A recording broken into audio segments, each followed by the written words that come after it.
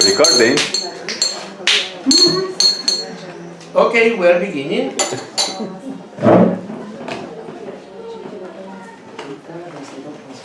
Then Dzogchen is the path of spontaneous liberation. And what does that mean? This is something very important because the most basic, for me, difference in Buddhism, distinction taught by the Buddha, was the contrast between samskrta and asamskrta, sankata and asankata, diche and vimache. That is, samskrta means all that is. What is that? I don't know, date?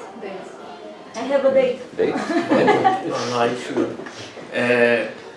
Samskrta is all that is created, produced, fabricated, induced, intentional, contrived, conditioned, or compounded. All of that is englobed in a single word. And all that is like that, according to Buddhism, and it's true that it's like that, is impermanent and subject to suffering. Why? Because whatever is impermanent will bring suffering when it dissolves. And whatever is, with all of this, whatever is samskrta will be in something that can produce attraction or rejection and that is involved with samsara. So automatically, whatever is samskrta will pertain to samsara. So, if enlightenment were samskrta, if it were produced, created, fabricated, induced, or contrived, or intentional, or conditioned, or compounded, then it would be part of samsara and it would be impermanent, it wouldn't be a definitive solution for samsara, answer to samsara, and it will be subject to suffering.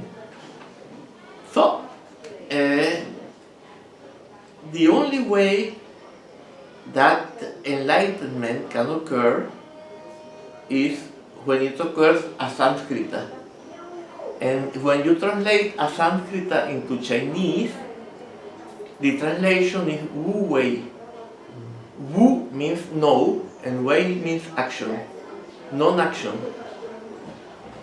So, asamskrta also means beyond action.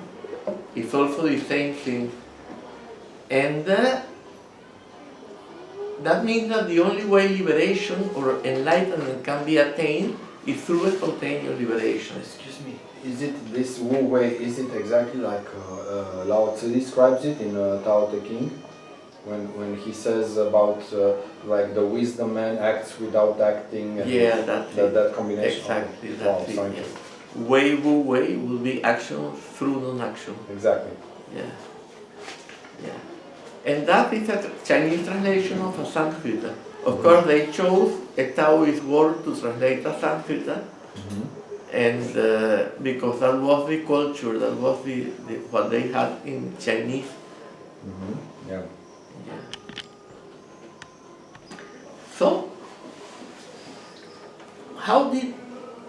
but then, does it mean that the path of renunciation is useless?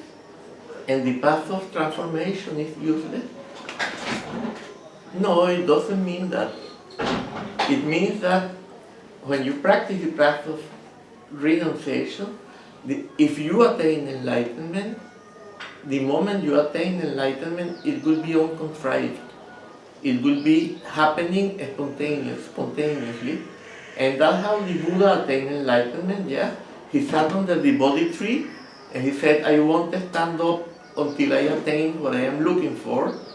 And he sat there, and then he had all these visions of Mara, yeah?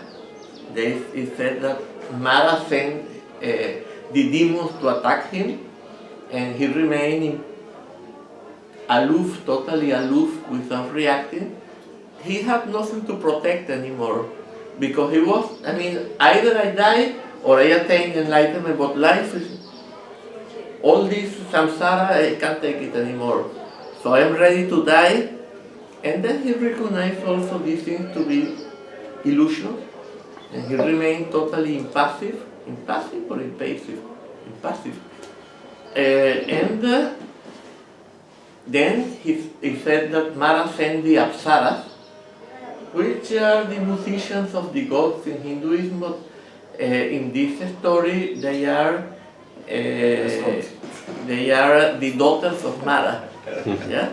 And then they came to seduce him by dancing with scanty clothing, and they were so delightful, and but he remained totally impassive again.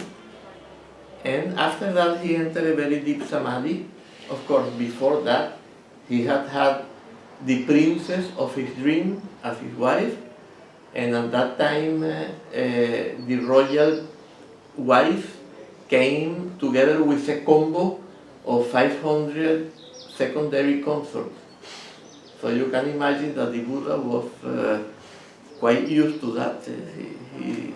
That wouldn't really seduce him so much, yeah? And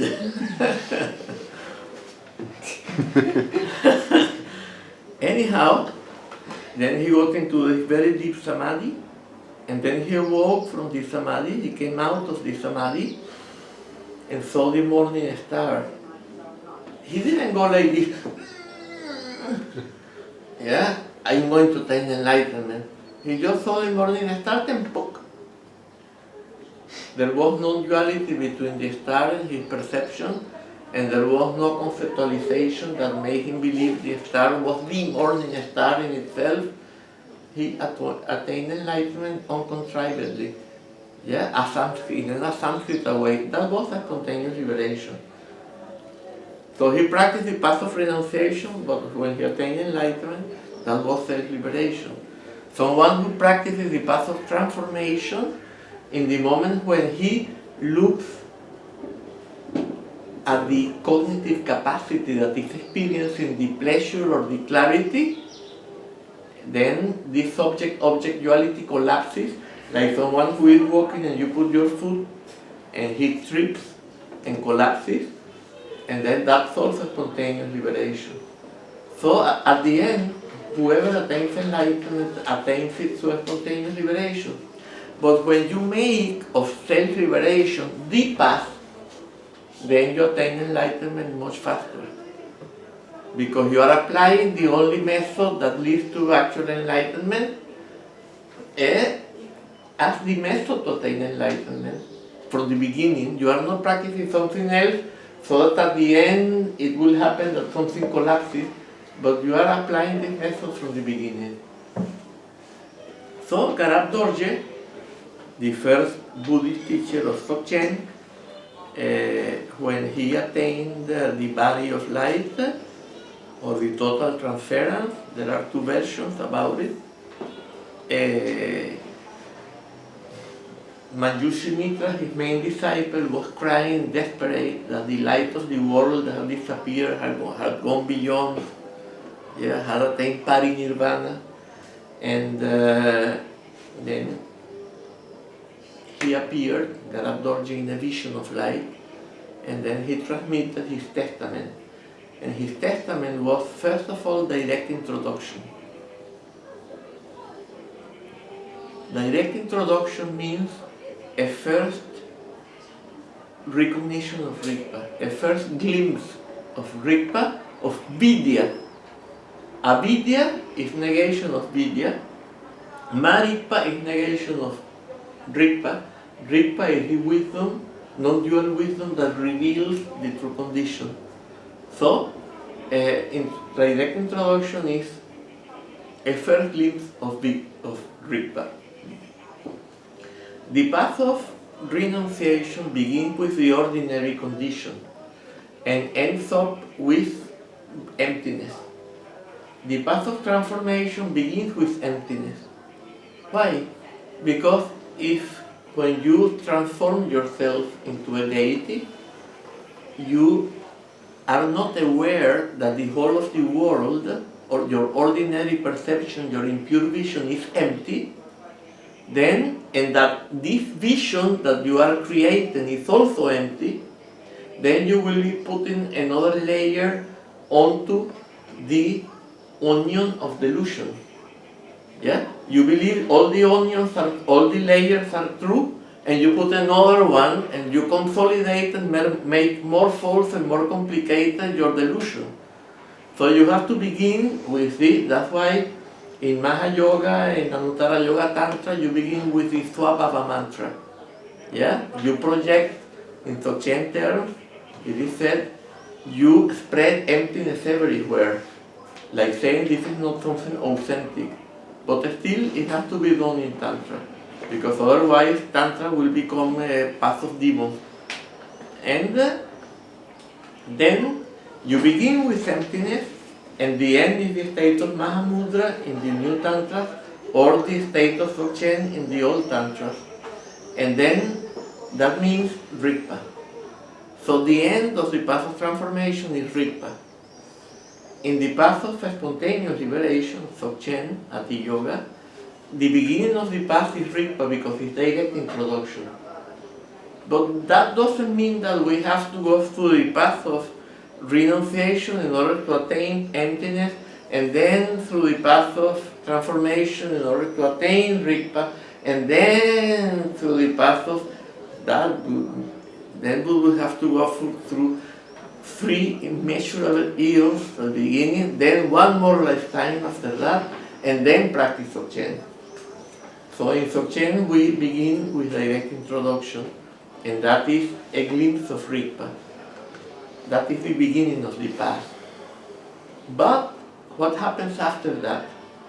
After we have this first glimpse of Rigpa, we come back to the ordinary condition. And again, everything seems so real. Again, the book seems to be in itself a book. And the chair seems to be in itself a chair. And you seem to be in itself you. And each of us seems to be in ourselves. Yeah.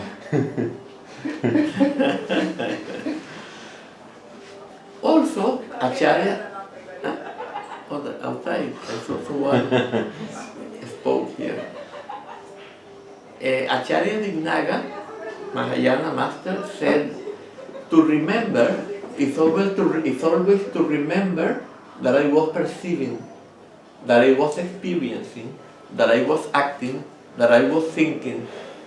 It's always, memory is always dualistic, in our dualistic condition. Like if you have an experience which is not dualistic, if you didn't have the experience that you were experiencing, then you cannot remember that. And in Rigpa there is no one experiencing, because there is no subject-object duality.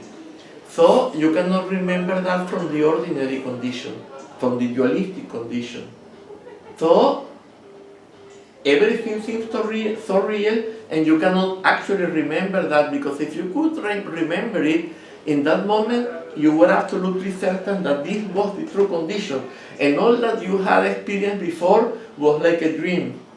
But then when you come back to the dream, then it seems that the dream is real, and that you cannot even remember, because there was no subject-object duality. So you are in doubt. So how not to remain in doubt? You apply practices for not to remain in doubt. Yes. Wow. How?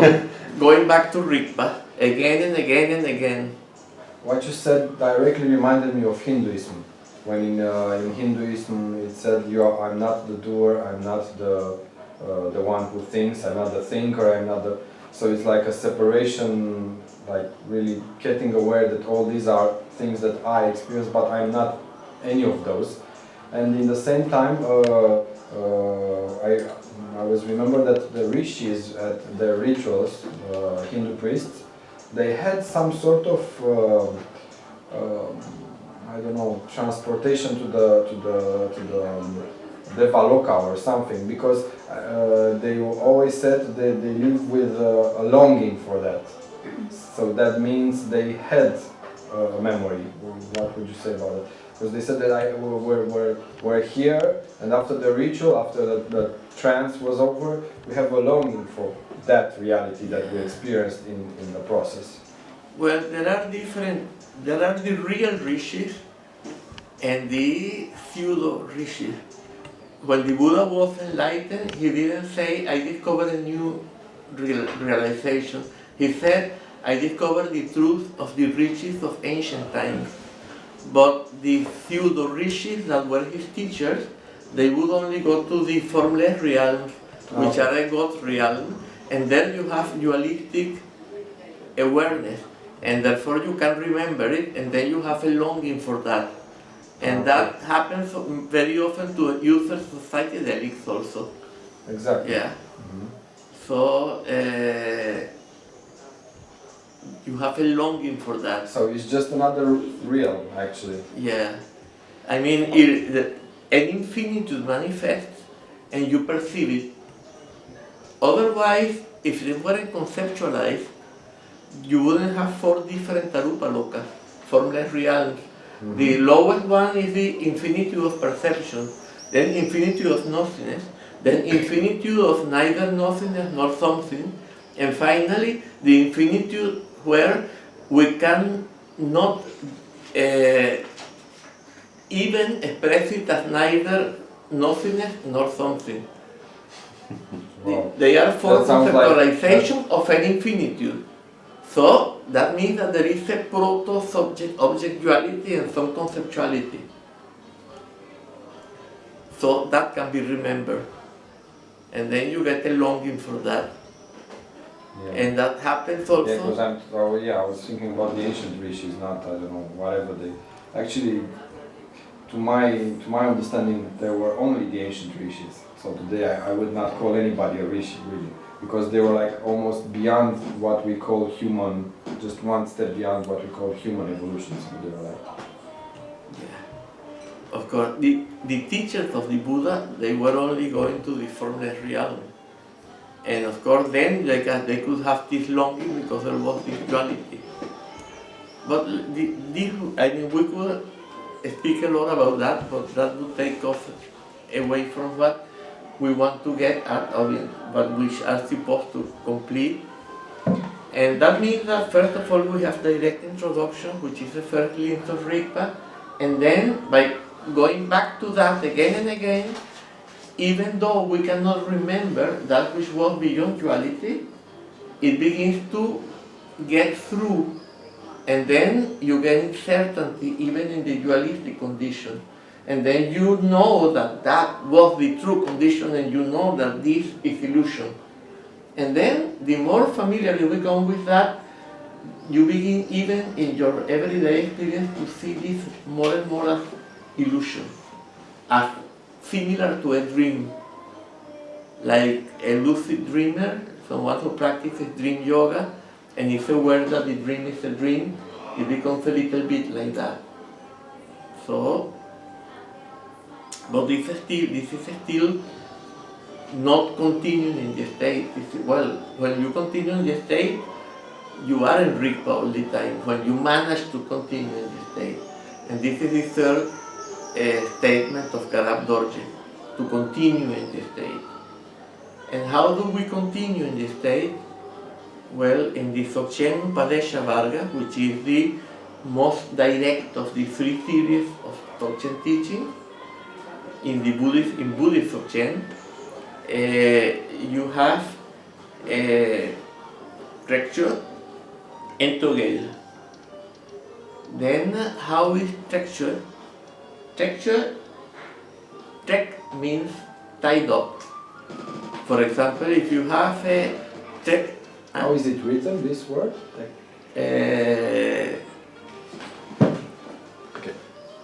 Yes.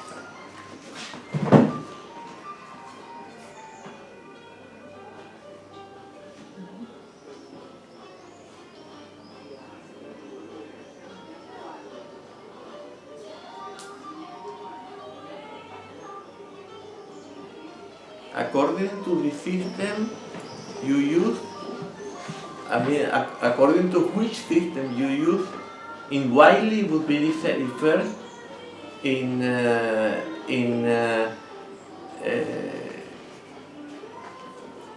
this another system would be the second, and another system would be the third. So how do you write it? It would have to be in Tibetan. Google help you. Yeah. May Google help me, I'm not sure, but You will probably find, if you look in Google, you will have a different explanation. Normally a tekshin, shin is firewood. A tekshin is a package of firewood which is tied up. And sha is grass. Teksha is a bundle of grass which is tied up. And ch is not the same as ch. aha, okay. Ch means to cut. Ch means to break away. Yeah?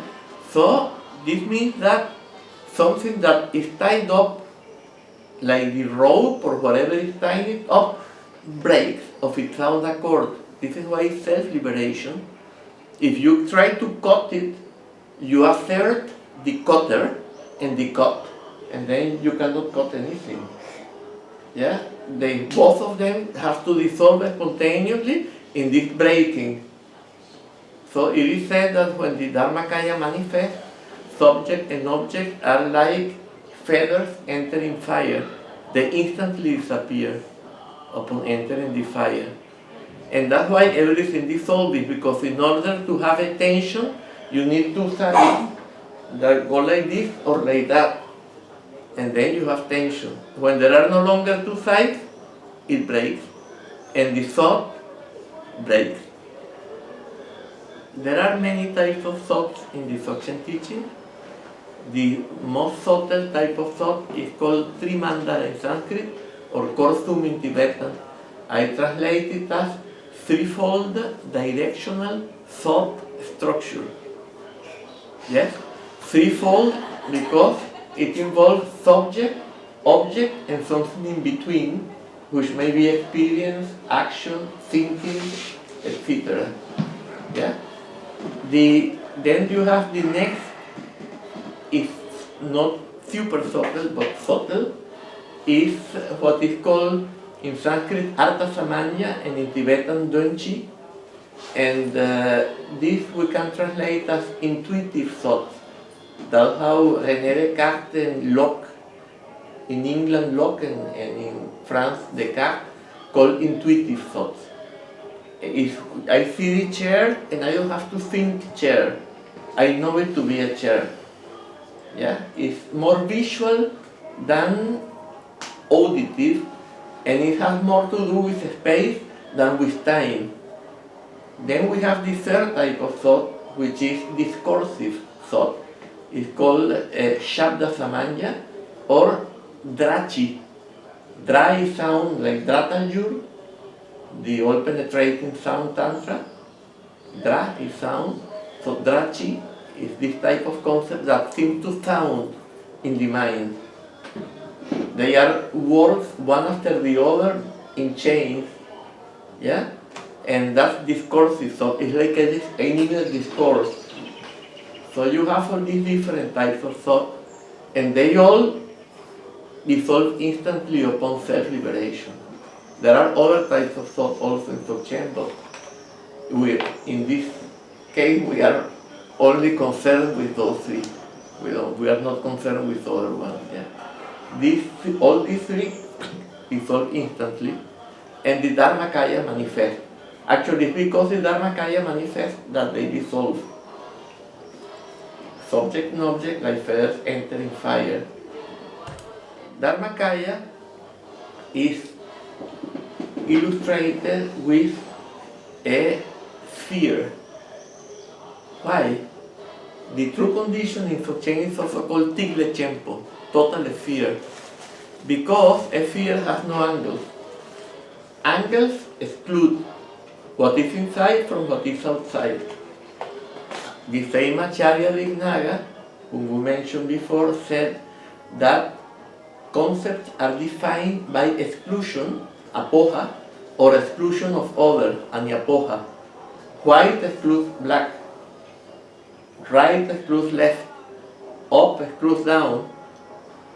A human being excludes all that is not human being. Woman excludes men, and so on, yeah? So everything excludes, every concept excludes something. A sphere has no angle. It doesn't exclude anything. It doesn't exclude anything. Because it has no angles. The true conditions cannot enter into a concept. Because concepts are limited, they exclude. The true condition is the true condition of everything. There is nothing outside the true condition. So you cannot exclude anything. So the only way it can manifest is when all concepts collapse. Together with the first type of avidya, which is not a concept, but the ignorance of the true condition due to the factor of stupefaction that has gone along with the mental stream of sentient beings in time without beginning. Yeah, that also collapses instantly. And then the Dharmakaya manifests and all that collapses simultaneously. Not one cause of the other, but it happens simultaneously. And this is the self-liberation of structure. Then he said that there are three types of self-liberation in structure, in Dzogchen in general, not only in structure. But the first one and the second one are in structure. And the first one is liberation upon seeing. Liberation is called cherdrol. Yeah? So the thought is already established, and I look at the thought. Normally I am trapped in the thought. Yeah? When I have a thought, I get trapped inside. I believe in the content of the thought, what the thought means. Yeah? For example, I believe that Karina has a scarf. Yeah, I believe Karina has a scarf. Yeah, and I say, oh, that scarf is pink. What material is it? Skin color. Silk. Let's say silk. Yeah. Oh, this is silk. I believe this is silk in itself, and I cannot. I'm trapped in this belief that this is silk. So I'm trapped in this thought, inside this thought. If I look at the thought after I already have direct introduction and I no longer remain in doubt, so I am familiar with the true condition of thought. Thought is Dan energy. The true condition of Dan energy is Dharmakaya. Then when I am familiar with the Dharmakaya and I look at the stuff of the thought, at the energy that makes up the thought, at the material of the thought, then Dharmakaya manifests and the thought liberates at the same time simultaneously. So this is the first type of spontaneous liberation. The second type, I am so familiar and I develop so much presence that I notice the arising of the thought when it begins to arise. It may seem to be somehow behind the eyes, and then one movement of attention goes like that, and it liberates with the thought. So the first type is like recognizing an old friend. Imagine that we are in a very dangerous part of a dangerous town. And In Venezuela. In Venezuela. Venezuela, I always give the example of Venezuela.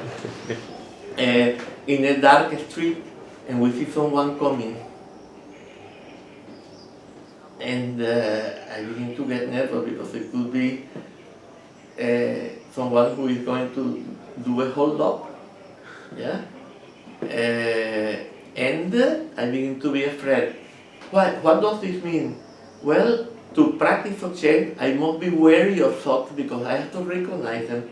I cannot allow them to trap me, but I have to see them and recognize them so that they free themselves. They are like a robber or a killer who can harm me.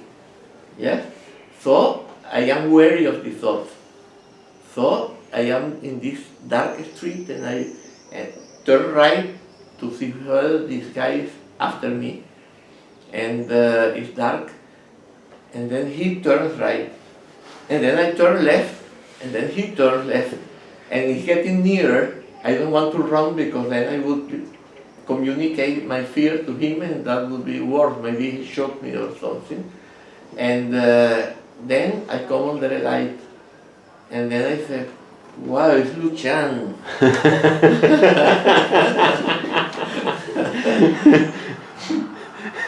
Yeah, nirmanakaya is your innermost true condition. It is like your faith before you were conceived. So, it's more than an old friend, yeah? But the example is an old friend. The second one is like a snake. You make a knot with his body and you let it loose and the knot goes like that. Like that goes the thought in the same way. Or a drawing on water. As you draw it, it dissolves. Yeah, this is the second type of liberation. And the third is like a thief in an empty house. There is nothing to steal, you are no longer wary of thoughts, and the thoughts can no longer deceive you. So this is the third type of liberation. Anyhow, when we become very familiar with structure, we develop a strong capacity of spontaneous liberation, and then we can practice Togel. And then first we practice Togel of daylight, and sunrise and sunset with a certain particular way. We begin to see tigles, and these tigles have to increase to the point that then after we can see figures inside, and then the peaceful and wrathful lake is manifest. This is called Rolpa energy. We spoke of Dan energy, which is the energy of the sphere of the mental. Dan Rolpa energy is the visionary rectifying energy. It's visions which are self-luminous, and they have a particular dimensionality. Chogyal Namkhai gave an example of he saw a vision of Togel which was 5 tigles, a central one here, one here, one here, and one here. In cell energy, this type of energy, there has to be some space between the tigles, or otherwise they will overlap and fuse. But Rinpoche saw these 5 tigles, they were not overlapping,